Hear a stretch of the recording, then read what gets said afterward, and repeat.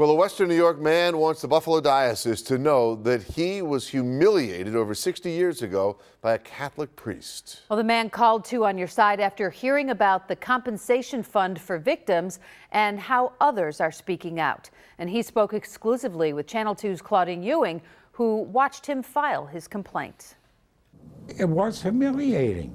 They had no right to do this. Jack Shentis is now 75 years old, but he remembers like it was yesterday what he experienced as a freshman at the old Bishop Timon Annex in South Buffalo. You were abused by a priest. Yes. I didn't realize it at first. He says his class was ordered to go before a priest To see if we were circumcised or not.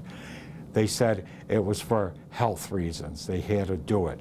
They marched us over to the main building, said strip down to nothing, take a shower, and we'll call you when you have to go in front of the priest.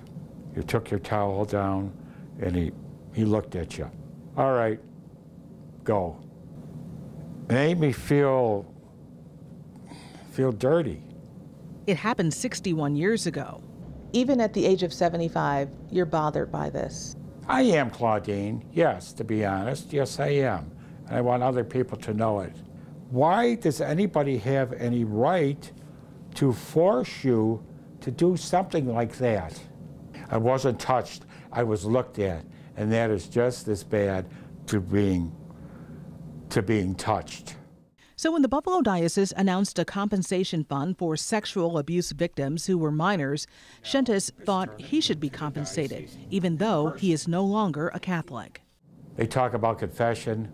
Well, let them pay their penance now. He filled out his forms and had them notarized on March 6. And while it's past the March 1st deadline, he walked into the diocese and handed in a form that revealed one of the most troubling times in his life. And when he walked out, we were there waiting. So you dropped your papers Dropped it off. We reached out to the diocese once again to inquire about the number of claims submitted and new cases like Jack's.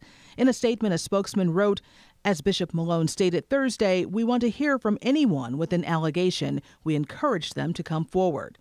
As for Jack Shentis, I feel free. 20 years ago, he finally got the courage to tell his wife and daughter. And while he would like compensation, Jack Shentis says he wants closure and he wants others to come forward.